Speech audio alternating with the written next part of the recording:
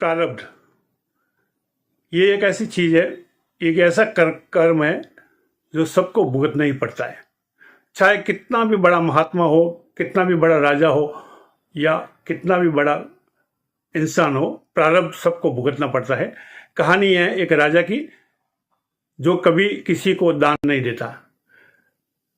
वो एक दिन जंगल में शिकार करने के लिए जाता है। रास्ते में उसको एक साधु महात्मा मिलते हैं। साधु महात्मा राजा को देख के बोलते हैं, हे राजन, मुझे आपसे कुछ दान चाहिए।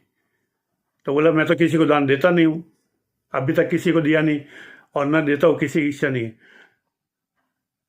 साधु बोलता, नहीं, कुछ तो मैं आज लेके ही जाऊंगा, बिना लिया दान लिया आपसे नहीं जाऊंगा। राजा को वो बहुत गुस्सा दिलाता है, मतलब इतना कहा सुनी हो जाता है कि मैं दान लिए नहीं जाऊंगा।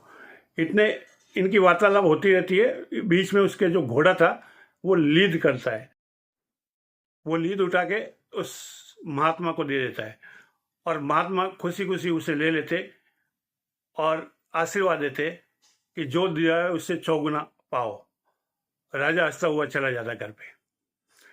घर पे जाके विश्राम करता है, रात को सोता है। दोस्तों, जब सुबह उठता है तो उसको एक अजीब सी स्मेल आती है।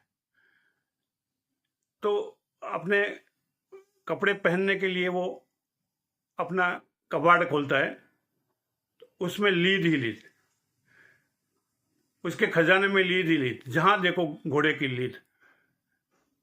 पूरा राजमहल लीद से बदबू मार रहा है। राजा बोला, ये क्या हो गया? फिर जब उसने सोचा कि अरे हाँ, एक साधु महात्मा मिले थे और ये उन्हीं की करामात है, वो बिना सोचे समझे वापस जंगल में जाता है। साधु महात्मा उसको मिल जाते हैं। बोले, हे महात्मन, आप छोटे मोटे कोई तो है नहीं, ये क्या कर दिया? मेरे राजमहल में पूरी लीद ही लीद है। साधु बोला, जो तुमने दिया उससे चौगुना पाया है। उसकी जगह आप मुझे धन देते तो धन आपका चौगुना हो जाता, कुछ अनाज देते तो अनाज चौगुना हो जाता। जो आपने दिया है वही पाओगे। राजा बोला, हे महात्मा, मुझसे बड़ी भूल हो गई है, अभी इसका आप निवारण करिए। तो संत ने बताया कि जाओ और अपने राजमहल में एक ऐसी बात छोड़ दो, ऐसी एक कोशिश करो कि तुम्हारी प्रजा तुम्हारी बुराई करने लगे। और इस बीच में जब तक ये सब साफ नहीं हो जाए, जब तक ये सब क्लियर नहीं हो जाए, तब तक मुझे कोई सवाल मत पूछना। बोला, ठीक है।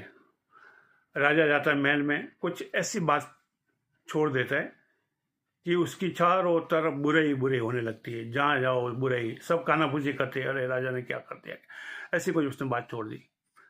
तो दोस्तों, जैसे जैसे उसकी बुराई होने लगी, वैसे वैसे वो जो गद उसकी घोड़े की लीद थी वो धीरे धीरे सब कम होने लगी। और एक समय आया कि वो सब साफ हो गई और राजमहल पहले जैसा साफ सुथरा हो गया।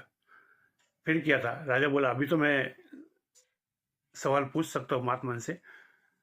फिर वो आत्मा के पास जाता, बोला, हे महात्मन, ये सब क्या था, मुझे विस्तार से समझाए। बोला, ये प्रारब्ध था तुम्हारा, जो सबको भुगतना पड़ता है। रही बात सब लीद हटने की, तो ये लोगों ने बुराई कर करके तुम्हारे पाप नष्ट कर दिए। इसके लिए कबीरदास जी ने भी कहा है, निंदक नियरी राखिए, बिन पानी सब सुन। तो दोस्तों, ये है प्रारब्ध।